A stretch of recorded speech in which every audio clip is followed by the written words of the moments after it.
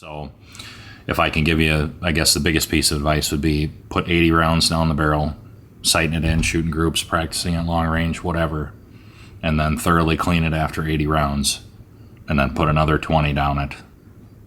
Don't clean it, and then start your testing. So it's been broken, cleaned, re-seasoned, and then it's ready to give good data.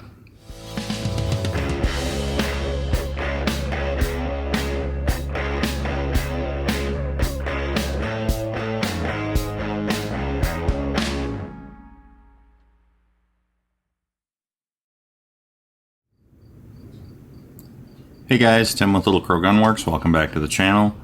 Today we are going to talk about the 7mm Rem Mag and the follow-up testing that we did after we shot our initial sweet spots. We're going to see how all the follow-up testing did and where we went, what we explored, and where we landed, what we decided we wanted to stretch out further. But before I do that, as usual, I'd like to say thank you to you guys for your continued support. I haven't put out the 7PRC group review yet. That's coming out tomorrow, but that technical video that we did on what really matters for Western hunting is still chugging along like a steam train and getting a lot of views, and you guys are really appreciating that, and so is YouTube because they keep pushing it.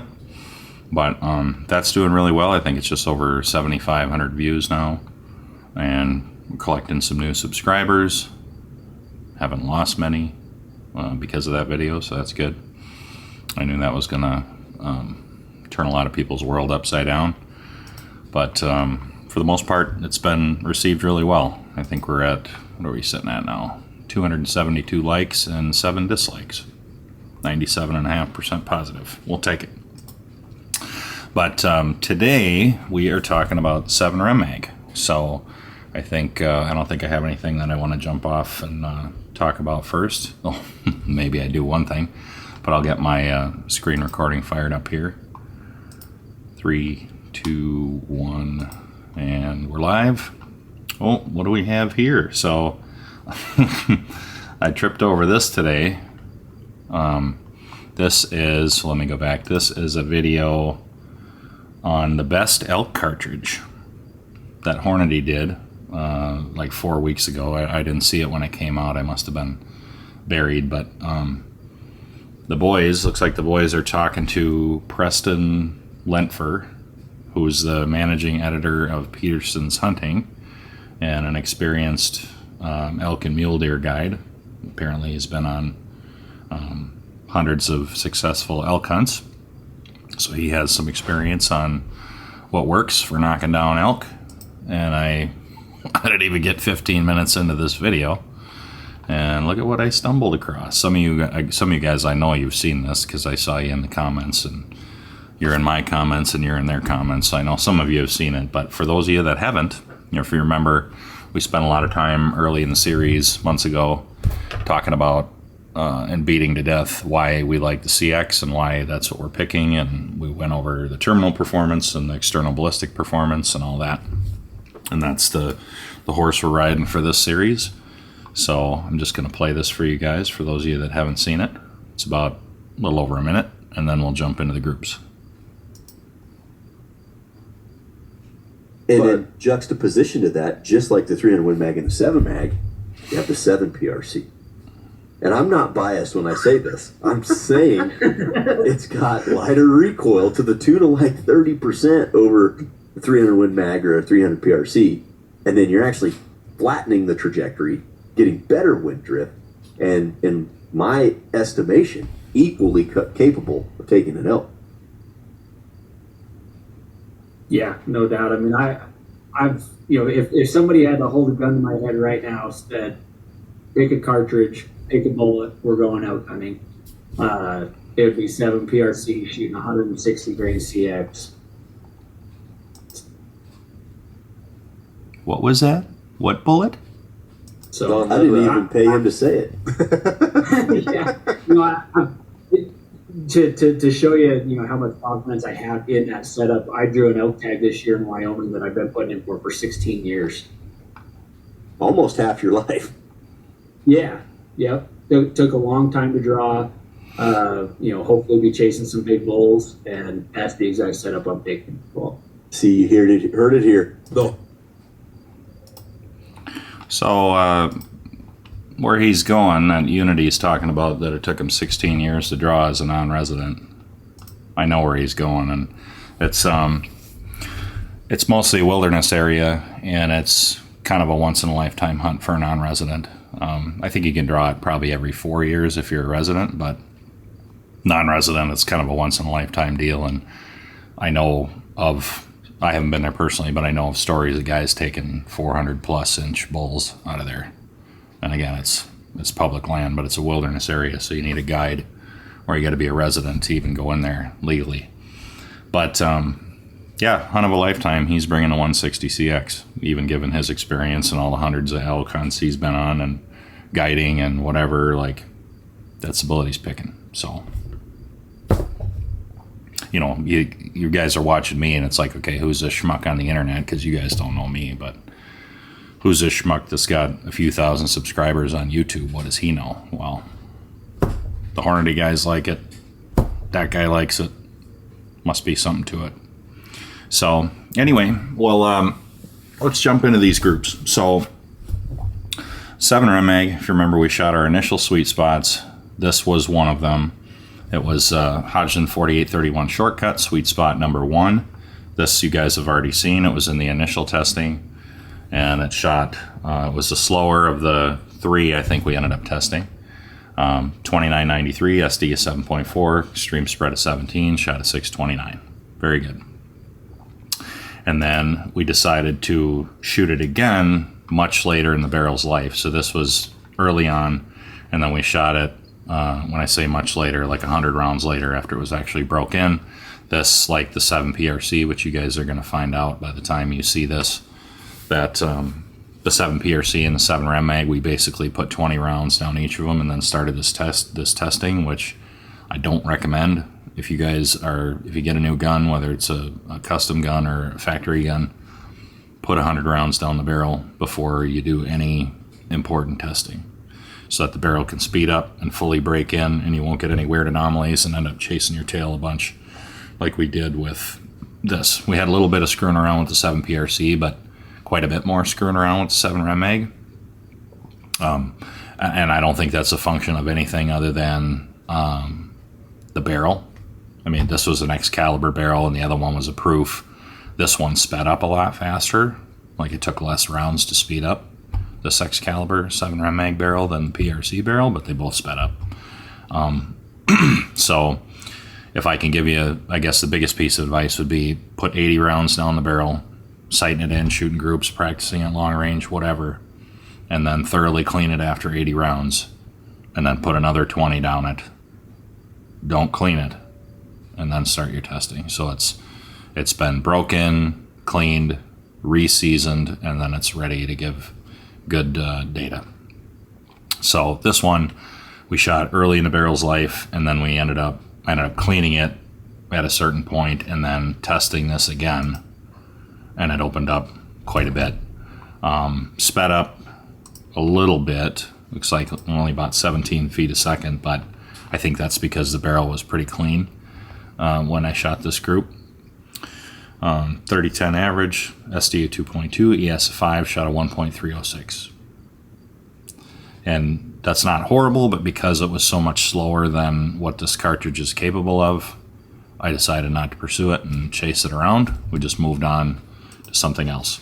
So this next one was sweet spot number 2, which you guys have already seen this.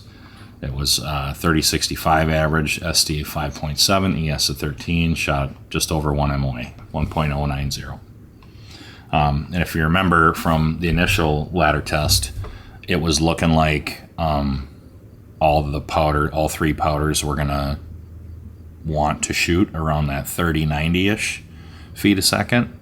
But again, the barrel wasn't broken, so I guess that 30-90 that we're targeting is more like a pressure window than an exact velocity window, because the velocity is going to be changing.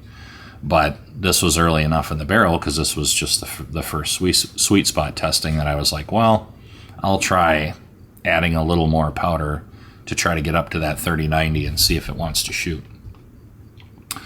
So I'm going to show this, that's how I'm going to show this, is kind of in a linear fashion, so I can tell you, okay, this is where we started and then here's where we went after that, and try to keep it fairly linear because there's a lot of slides we have to go through, and if I don't do it that way, it's going to be super confusing. And even with how many there are now, it still may be a little confusing, but I'm going to do the best I can. So shot this initially, and then I tried, as you see up here, sweet spot number 2 plus 0.2 grains to try to get closer to that 30-90. 30-84, SD 3.3, ES a 9 or ES 8, really good. Shot a 963. So the velocity metrics got better, and the group got smaller as we got closer to that 30-90. And then I added another 0.2 and went up 0.4 grains over that initial sweet spot number 2, 30-96, right where we were looking. Velocity metrics got nominally worse, 5.1 and 12. Yeah, 3.3 and 8, 5.1 and 12. That, I'm going to call that no difference. But the group got even better. Went all the way down to a 360. Damn good. Good enough for me. Good enough for most of you. And then I think after that we shot it again later on after I really scrubbed the barrel, and I think that is why we got this anomaly. So driving tacks, took it out later in the barrel's life after I had really scrubbed it. Velocity dropped, average velocity dropped 16 feet a second. SD still decent, 8.0. ES still good, 19. Shot a 1.934. Not great. Is that because I just scrubbed the hell out of the barrel, or we got a bad bullet, or what? Because if you look here, pounded 2 together at 453 and then threw one an inch and a half away. So, like I've told you guys in previous videos, I don't put too much stock in that. Like, it's got to do that repeatedly for me to say, okay, this isn't worth pursuing, because I'm not going to take something that went from a 360 to pounding 2 together at 453 and throwing one out and just say, well, that load's no good, and get rid of it. I'm going to take it out and shoot it again. So, got some more rounds on the barrel, shot other stuff, and then came back and shot it again. 3104, so back closer to where it was before I cleaned it. I think it was 3096, so only 8 feet a second faster. SD 7.4, ES 18, shot a 553. Very good. So we'll be stretching this one out at long range to see what we get. That's enough good evidence for me that it's worth stretching out. 360, ES a 12, one flyer, ES a 19, 553, ES 18. Good enough. So we're going to stretch that one out. Oh, and then N560. This powder gave me the most trouble. Typically it doesn't, but I think it was because the barrel was speeding up, so I was trying to hit moving targets as I was doing this, and just wasn't ideal circumstances, so I ended up spending a lot of time dinking around on N560 trying to make it shoot faster than this 3015. So 3015 is about where the 7PRC was telling us it was going to want to be for its faster sweet spot. It had some slower in the 2940, 2950 range, and then in this like 3015 is where the faster ones were that were stable and reliable and wanting to shoot before the barrel sped up. So this shot really good, but again, we know the 7mm Mag from the testing. We know the 7mm Mag can produce more velocity than the 7PRC if all other things are equal. So this isn't quite living up to its full velocity potential. Is that the end of the world? No, but I thought, I'm going to try to wring more out of it.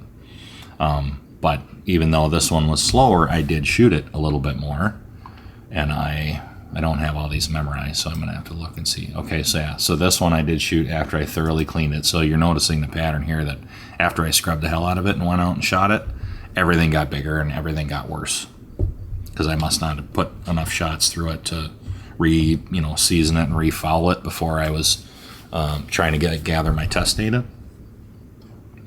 So this was the initial sweet spot we shot in the first test. You guys have already seen this. 3015, 9.9, 21, 346. Damn good. Later on in the barrel's life, scrubbed the hell out of it, shot it again. Blew apart. 2984 and slowed down. You see that? Slowed down almost 30 feet a second. SD 11.4, ES 28, and blew apart to just under 1.25 MOA. I'm going to call that an artifact of lowering the pressure artificially by scrubbing the hell out of it. So I thought, okay, one group I'm not so crazy about. That's not enough for me to throw it out. I'll shoot it again. And then this was much later, after the barrel had probably another 50 rounds on it. Group number 3. Shot a 30-23, so if you ignore the middle one, it went from 30-15, a little faster, to 30-23. Not much of an increase, but still an increase. Standard deviation and extreme spread I left blank because I only caught 2 shots, and the group was an 830. Still pretty good. Not as good as where we started in the .3s, but .8 isn't terrible either. And then I did a lot of dinking around trying to find something faster. So that's what these remaining N560 slides are, is me trying to get it to shoot up around that 3090 or somewhere faster than 3020, and it wouldn't stay together. This is where you're going to see the velocity migration even more, where we're standing on the cartridge a little more and the velocity migration is going to be more obvious. So 3130 is where we started. This was at the top end. I would call it max pressure for a 7 Rem Mag with the 160 CX 26-inch barrel, blah, blah. I would call this the ceiling, the safe ceiling, where you're just starting to get a super faint ejector mark. 3130, SD 10.3, ES 25, 1.133. You guys have seen this already in the previous 7 Rem Mag video. So I thought, well, let's come down trying to find that 3090 and see if when we do that, we can get rid of this flyer. Maybe it's just too hot. So we came down 0.3 of a grain, shot better, velocity metrics got better, flyer's still there. This, I guess more so than any of the other ones, is what makes me think that maybe it's just not completely crazy with the seating depth I'm using that I started with. Because you guys, I just started with a seating depth originally when I shot the 10-shot ladder, and I have not changed it. So, slowed it down a little bit, 25 feet a second, SD 3.9, ES 9, that got better, shot a 906, group's better. Let's take a little more out of it, see if that flyer goes away. So this was 0.3 of a grain less, 0.6 of a grain less, barely slowed down, 6 feet a second, so that would be like a really wide flat spot in the velocity if you're into looking for that sort of thing. 3099, SD 5.4, ES 12, shot an 825. Still, pounded 2 together at less than 0.2 of an inch and then threw one out. Not ideal. Where did we go after that? I think I dropped it again even. Oh no. So I thought, okay, well, these 2 shot pretty good, 0.3 under, 0.6 under. Let's try something in between them later in the barrel's life. See if it gets better or worse. Shot worse and sped up 3120. So I'm guessing that what carried me out of that sweet spot, this was 3105, 3099. So in between them should have been 3102 or something. 3120. So I'm guessing the barrel was still speeding up enough that it just carried me right out of that sweet spot and back up around this one, the original sweet spot. So 3130 later in the barrel's life, 0.4 of a grain less, 3120. I took powder out of it and didn't really lose any speed. SD 8.6, ES 20, a little over 1.5 inches. Nothing worth pursuing. So then I thought, okay, well, I took 0.3 out, it got better. 0.6 out, it got better. What if I take 0.9 out? got even better. Still got the 2 together, 1 out going on, but shot even better. But look, now we're down around 30-39, which is where the 7PRC is shooting. So, you know, I'm trying to make it go faster with N560, and in this case, it just doesn't want to. So, sweet spot number 3, minus 0.9 grains. And this was after the thorough cleaning, so I think that's why the velocity dropped so much. Because we were at 3105, 3099. So we only lost 6 feet a second for that 3/10, and 60 feet a second for that 3/10. I'm guessing a lot of that was because I spit shined the barrel, but coming way down like that, it did shoot better. 3099, SD 6.6, ES 16, shot a 597. I'm trying to think if I shot that again. Yeah, I did. So then later in the barrel's life, after I had more rounds on it, I was like, okay, well, let's see how that one's holding together. Shot it again. Damn it. The velocity came back up to where it should have been initially had I not spit shined the barrel. Like, this is where I thought, you know, the first time I tested it, where I thought it would have been velocity wise. 3073, didn't get all 3 velocities, so I didn't mark the SD or ES. Shot a 2.217. Yuck. We're not putting any more time into that. Now we're on to 7828. So you see, I did a lot of dinking around here. I think I fired maybe 16 shots, which isn't that much, but to me, that's a lot of dinking around. 16 shots exploring, trying to make something stick at higher velocity. Closest we got was this, and it was barely faster than this.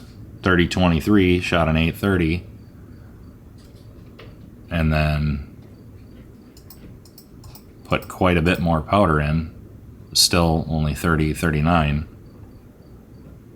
and then once it sped up again, just blew apart, 2.217. So just trying to make it go faster than that 30-20 just wasn't happening. So I quit screwing around with that because we already had the H4831 that shot, that slower N560 that shot, and we had something with 7828, which we'll get into now. So 7828, if you remember, that had 2 sweet spots. They were pretty much touching. I think they were only like 0.4 of a grain apart. It was like sequential charge weights that both shot about the same. So we'll talk about the first one here first. You guys have already seen this. 3102, 14.5, 29, and a 608. Very good. And then, but it was above that 3090, so I thought, well, I'll go down a little bit and see if it shoots better, or if the velocity metrics get better, or what happens. So I took 0.2 of a grain out of it, and it shot worse. Velocity metrics did get better, I think. Well, that's the wrong way. Yep, did get better, but it shot worse. And still 3098, and the barrel's speeding up. So as I'm taking powder out of it, the barrel's speeding up. So I'm like, I'm not getting anywhere. I'm having to keep taking more and more out of it to actually get down to where I'm trying to get to. And then I think I took 0.4 out of it. Yeah. Blew apart. Went right under that 3090 and blew apart. So 3083, 19.4, ES of 47, hideous, and 1.662. So I thought, well, okay, that's not working. So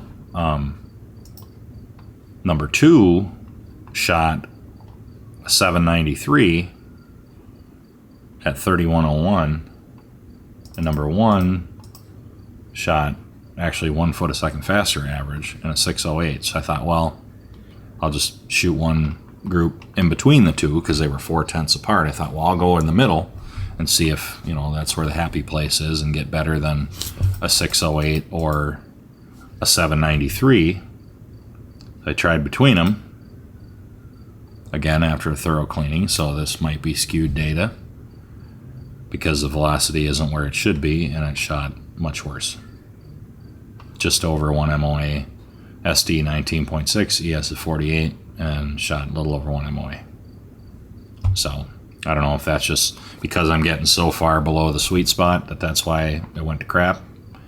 And, you know, if the barrel was done speeding up and well seasoned, if it would have shot better, but I don't know. I'm not going to go back and mess around, and you'll see why it didn't here.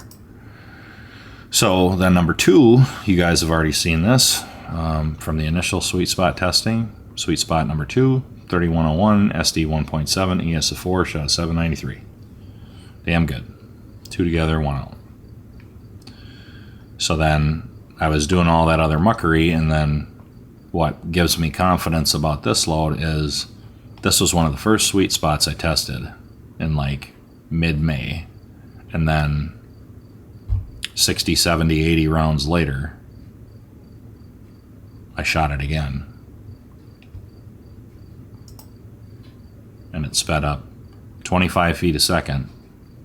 But as I talked about in the 7PRC follow-up video, and why we're pursuing that 78-28 load, despite the fact that it sped up, the SD stayed really good and the ES stayed really good.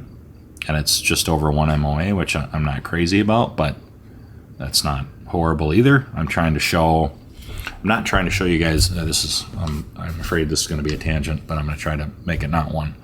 I'm not trying to show you guys the best groups. Sticking with the theme that Dale and I are trying to promote of having you guys not dick around forever with your load and spend all your time on that, because it's not that important.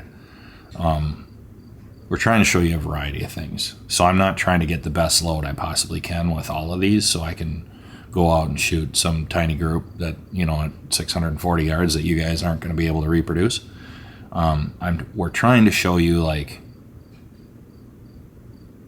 average Joe scenarios, so you can see like, okay, well, this group that he stretched out, that's about where I'm at, you know. Like, I'm not trying to show some fairy tale groups that most people aren't going to be able to achieve and stretch, you know, only stretch those out. So this one only shot it twice, 793, 1.096, and that's enough for me that I'm willing to stretch it out.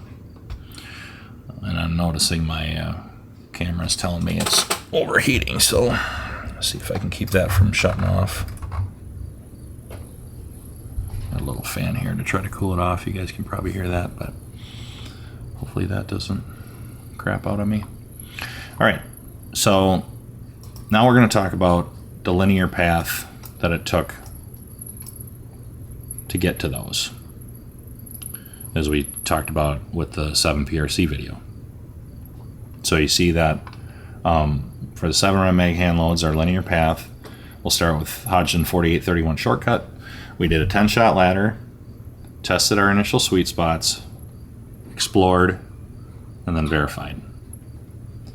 So what we ended up landing on was sweet spot number 2 plus 0.4 grains. That was the load that we're going to stretch out. So to get there, we did our 10-shot ladder, tested an initial sweet spot, then explored a little bit to try to find where, you know, that 30-90-ish, where it was happy, located it, verified it once, verified it twice, so that was 25 shots to get to that load. And now we're going to stretch it out. So if you remember, that one was the one that shot like we shot the initial sweet spot, didn't like it, explored a little, and it shot, one of those groups shot like a 360, and then it shot, after I cleaned it, I shot the first verification, pounded 2 together and threw one, and then shot it again later, and it shot like a 5 something. So good enough for me. Took 25 shots to get there. And then we fired 9 other shots fired at other velocities. No luck. Couldn't find anything. So 7 Rem Mag, having never loaded a 7 Rem Mag with a 160 CX at all, especially let alone with this powder. It took me 25 shots to find a load that I'm willing to stretch out to 640 yards. And 560, same thing, 10 shot ladder, initial sweet spots, all the exploring there ever was, and then verification. I mean, it's really not that bad, but to me it was a lot. Sweet spot number 2 is the only one that we got that was worth stretching out, but I'm going to call that plan C. We're not going to stretch that one out unless one of the other two doesn't, the wheels fall off. And that was a slower one. To get to that one, had our 10 shot initial ladder, 3 shots to try the sweet spot, shot it again to verify, shot it a second time to verify, 19 shots to get there, but 100 feet a second slower than the other 2 loads. Not the end of the world, but worth noting. And then 16 more shots fired trying to make it go faster, no luck. IMR 7828 super shortcut, 10 shot ladder, initial sweet spots, explore, verify. Sweet spot number 2 is the one we ended up pursuing.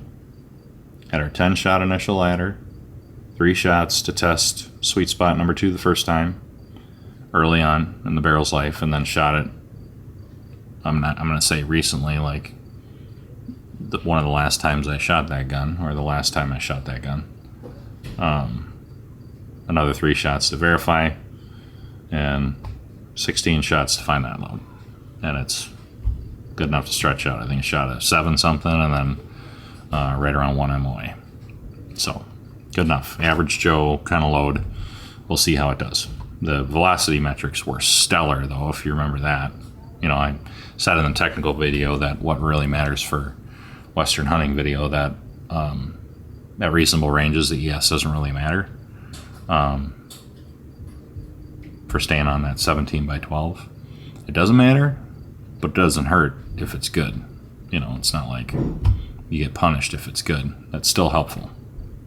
So I'm curious to see how that one shoots, because it shot relatively flat. The groups were more on the wider side than they were all vertical. So between not being super tall and having a really low ES, I'm curious to see what kind of vertical it holds at long range. And then 12 shots fired trying to see if it was happy or going slower. No luck. So with all of this, 97 total shots fired to find 3 loads with 3 different powders that average sub MOA. And that's, I've loaded for a 7 Rem Mag quite a bit, but never with the 160 CX. So I had no experience with that bullet in any of these powders. And I know with all the different load methods out there and guys trying different things and doing, 3-shot tests, 5-shot tests, the round count adds up pretty quick. I'm going to guess using other methods.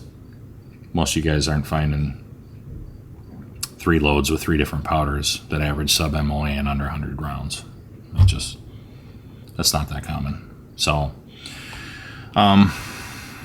where do I want to go from here? I don't think there was anything else I wanted to talk about. Oh yeah, I guess so. I wanted to spend a little bit of time relating this to that last video, the technical video on what really matters. So if you look at the groups that we shot for each of these loads and what bucket they would fit in for being viable at long range, provided the velocity metrics, the ES is good enough and you have adequate wind reading ability to be in that bucket, where would the group precision put each of those groups? So if you remember, that was this slide that we used and reviewed and spent a lot of time on. I think if we talk about that H4831 load, where I think the first group was like a .360, and then it was almost a 2-inch group, and then a .5. So if we look at that in reference to this, .360, that's sub .4 MOA. So the one group would put you in the 700 yard bucket. The next one was almost 2 inches, so that would be in the 300 yard bucket, but if you didn't count that flyer, the other 2 shots were 453 or something. So that would still put you in the borderline 700 yard bucket, but for sure 600 yard bucket. And then the third group with H4831 was a 5 something. So that'd put you in the 600 yard bucket also. You know, and these aren't teeny tiny little groups, but they're good enough. That's why I'm showing you this. N560, that one shot 3 different groups, and I can't remember the sizes, so I'm gonna have to go back and look here. That was a 346, 1.225, so 1 1/4. But that, again, that was after it was clean, so I think that's an anomaly. But at any rate, 346, 1.225, and an 830. So 346 would be in the 700 yard bucket, 1.225 would be in the 400 yard bucket, and then 0.860 something would comfortably be in the 500 yard bucket, almost to the 600 yard bucket. So perfectly adequate. And then the last one, 7828 Super Shortcut. We don't have to go back too far to find that. It's these last two. These 2 groups, 793, 1.096. Both comfortably, well, the 793, that's almost in the 600 yard bucket, but both of those are comfortably in the 500 yard bucket. So that's why, again, that's why we're trying to show you guys a variety of rifle precision, just so that you can, and not spending a ton of time on these loads, so you guys can see that, like, no matter how much time you spend on it, if you get to where you're throwing your hands up in frustration, you're like, I can't get it any better than whatever the number is, 1 MOA or 1 1/4 or whatever. We want to show you that, like, if you haven't taken it to stretch it out yourself, like, it can still, here's what it can still do, despite the fact that you think it's not good enough. Or maybe you do think it's good enough or whatever, but again, that's why we're trying to show you a variety and not just show teeny tiny groups, which is what almost everybody else tries to do. Because at the end of the day, if you're keeping your shots within reasonable ranges, it doesn't really matter. So I think that's all I have for this one. Next is going to be this same style video, just reviewing the ancillary groups and exploration. I think I'll do the 280 next, and then the 28 Nosler after that. And then we're gonna sling these at long range and see how we do. So that's it. If you guys have any questions, leave them down in the comments. Thanks again for your continued support, and we'll see you in the next one.